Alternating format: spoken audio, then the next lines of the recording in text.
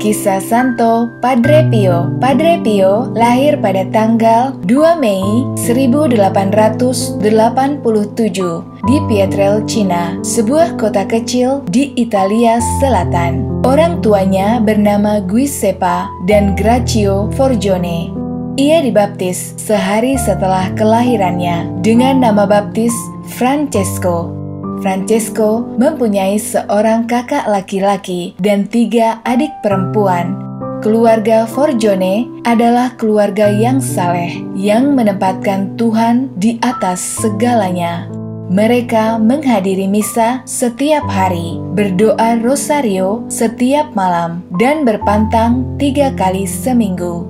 Meskipun buta huruf, orang tua Francesco hafal kitab suci dan suka menceritakan kisah-kisah kitab suci kepada anak-anak mereka. Walaupun miskin secara materi, keluarga Forgione sungguh kaya dalam hal iman dan kasih akan Tuhan. Sejak kanak-kanak, Francesco telah menunjukkan tanda-tanda kesalehan yang luar biasa. Pada usianya 5 tahun, ia menyerahkan dirinya untuk Tuhan Yesus Kristus. Francesco adalah seorang anak yang pendiam, yang gemar berdoa dan ke gereja. Ia juga dapat melihat dan bercakap-cakap dengan malaikat pelindungnya, juga dengan Tuhan Yesus Kristus dan Bunda Maria. Ketika ia berumur 10 tahun, Francesco mengalami panggilan untuk menjadi seorang imam dan ia menyatakannya kepada orang tuanya. Orang tuanya lalu pergi kepada komunitas Capuchin di Morcone yang jaraknya 13 mil di utara Pietrelcina untuk menanyakan kesediaan mereka menerima Francesco.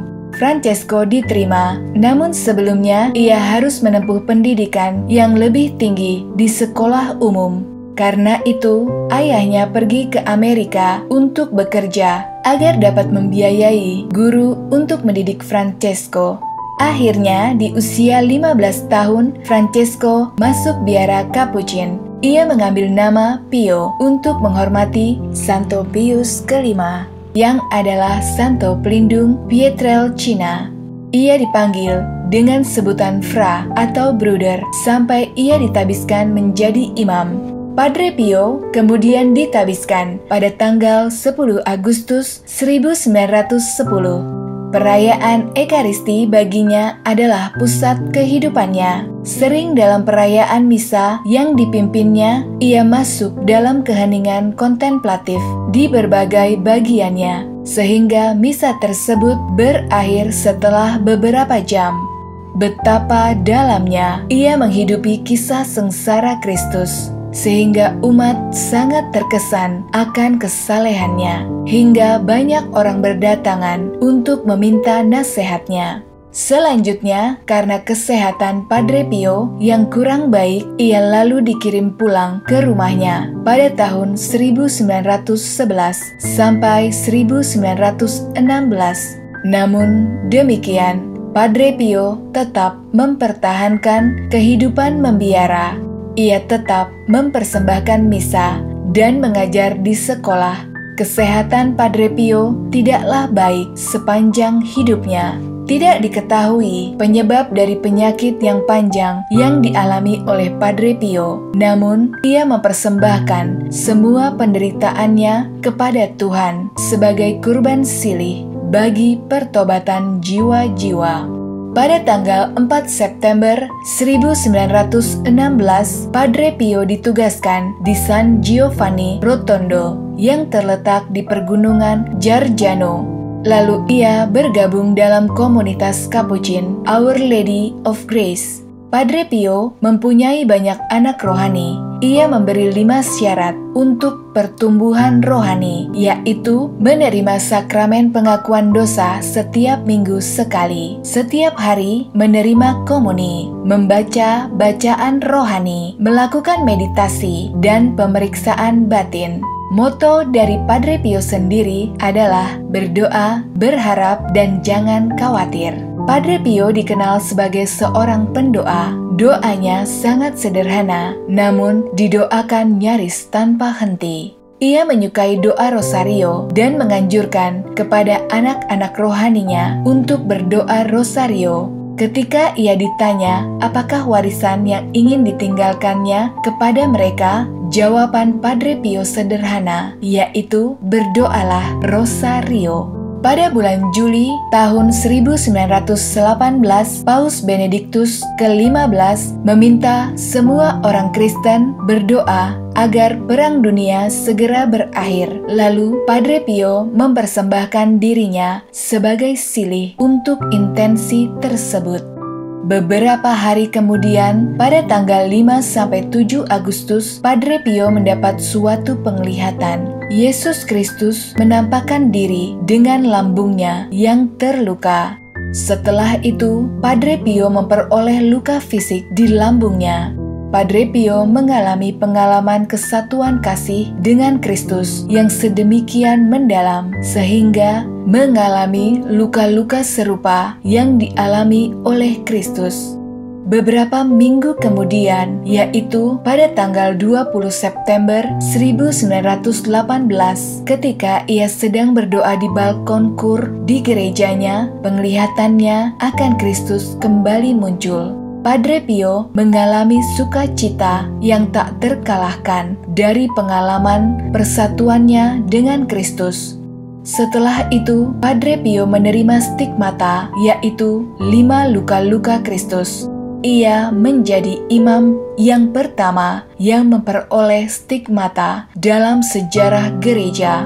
Dengan kepasrahan dan ketenangan, ia menanggung sakit luka-luka di tangan, kaki, dan lambungnya yang bertahan sampai sekitar 50 tahun. Dalam suratnya, dalam surat tertanggal 22 Oktober 1918 kepada Padre Benedetto, pembimbing rohaninya, Padre Pio mengisahkan pengalaman penyalipannya. Ia menuliskan, "Apakah yang dapat kukatakan kepadamu mengenai penyalipanku? Ya Tuhan, betapa aku merasa bingung dan malu apabila aku berusaha menunjukkan kepada orang lain apa yang telah Engkau lakukan kepadaku, makhlukmu yang hina dina." Kala itu, pada tanggal 20 September di pagi hari, dan aku sedang berada di dalam paduan suara setelah perayaan Misa Kudus. Ketika istirahat, bagaikan suatu tidur yang manis menghampiriku. Segenap indera, lahir maupun batin, pula indera jiwa, ada dalam ketenangan yang tak terlukiskan. Ada suatu keheningan yang mendalam di sekelilingku dan di dalamku. Suatu perasaan damai menguasaiku. Dan lalu semuanya terjadi dalam sekejap, bahwa aku merasa bebas sepenuhnya dari segala keterikatan. Ketika semuanya ini terjadi, aku melihat di hadapanku suatu penampakan yang misterius, serupa dengan yang aku lihat pada tanggal 5 Agustus. Yang berbeda hanyalah kedua tangan, kaki, dan lambungnya mencucurkan darah. Penglihatan akan dia mengejutkanku. Apa yang kurasakan pada saat itu sungguh tak terkatakan. Aku pikir aku akan mati, dan pastilah aku mati jika Tuhan tidak campur tangan dan memperkuat hatiku yang nyaris meloncat dari dadaku. Saat penglihatan berakhir dan aku tersadar bahwa kedua tangan, kaki, dan lambungku ditembusi dan mencucurkan darah. Dapat kau bayangkan siksaan yang aku alami sejak saat itu dan yang nyaris aku alami setiap hari.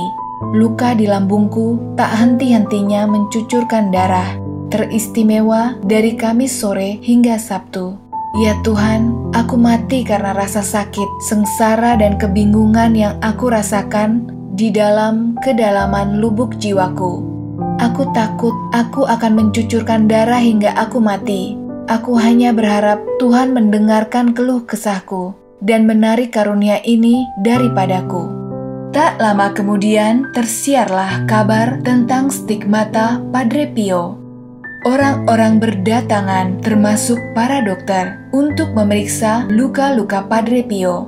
Padre Pio tidak tertarik kepada hasil pemeriksaan para dokter karena ia menerima luka-luka itu sebagai hadiah dari Tuhan. walaupun ia sebenarnya memilih untuk dapat mengambil bagian dalam sengsara Kristus tanpa diketahui oleh orang lain. Namun, Tuhan menggunakan pengalaman Padre Pio itu untuk memberi harapan kepada orang banyak setelah perang. Tuhan menggunakan Padre Pio sebagai alatnya untuk memimpin banyak orang kembali kepadanya.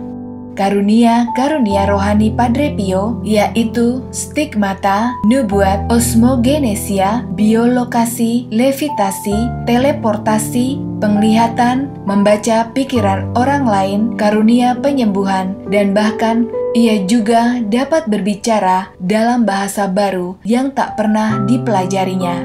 Saat ia mengeluarkan bau yang harum, itu adalah tanda kehadiran Tuhan di tengah umatnya. Kehidupan biara di gereja Our Lady of Grace berjalan dalam pelayanan Padre Pio. Para imam menangani surat menyurat dan memberi sakramen pengakuan dosa. San Giovanni Rotondo pun menjadi tempat ziarah. Padre Pio juga aktif bekerja selama 19 jam sehari, memimpin misa, memberi sakramen pengakuan dosa, dan menangani surat menyurat.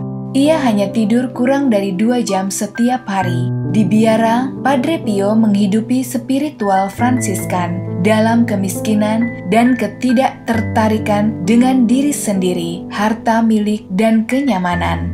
Ia menyukai kebajikan kemurnian dan selalu bersahaja. Sepanjang hidupnya, ia mempertobatkan ribuan orang untuk kembali kepada Tuhan. Selama 50 tahun imamatnya, Padre Pio menjalin persatuan yang akrab dan mesra dengan Tuhan melalui Ekaristi Kudus. Yang paling luar biasa dalam kehidupannya bukanlah mujizat penyembuhan atau pertobatan orang dengan perantaraannya, melainkan pelayanannya di altar, mempersembahkan kurban misa kudus di mana ia menjadi satu dengan Kristus yang tersalib. Padre Pio dengan tulus hati menganggap diri sebagai tidak berguna, tidak layak menerima anugerah-anugerah Tuhan, penuh kelemahan dan cacat celah. Walau demikian, ia diberkati dengan karunia-karunia ilahi. Di tengah kekaguman orang terhadap dirinya, Padre Pio akan segera mengatakan, "Aku hanya ingin menjadi seorang biarawan miskin yang berdoa." Namun, rupanya ada sejumlah orang yang tidak menyukai perkembangan dan pengaruh rohani Padre Pio kepada umat. Mereka mengajukan tuduhan terhadapnya ke pihak takhta suci di Vatikan. Sehingga di bulan Mei 1922 diberlakukan sejumlah pembatasan terhadap pelayanan Padre Pio. Tetapi pada tahun 1933, Paus Pius ke-11 mengangkat semua pembatasan itu dan mengakui bahwa ia telah menerima informasi yang salah tentang Padre Pio. Setelah itu, sedikit demi sedikit Padre Pio kembali diizinkan untuk melayani umat. Ia lalu diperbolehkan kembali untuk memberikan sakramen pengakuan dosa dan berkhotbah. Pada tahun 1939, Paus Pius ke-12 mendorong umat untuk mengunjungi Padre Pio, dan karena itu umat kembali berdatangan untuk berziarah ke sana. Pada tahun 1940, Padre Pio mulai merintis pembangunan rumah sakit yang dinamainya Rumah untuk Mengangkat Penderitaan. Sedikit demi sedikit ia menerima sumbangan dana dari berbagai pihak, sehingga bangunan tersebut akhirnya dapat berdiri pada tahun 1956.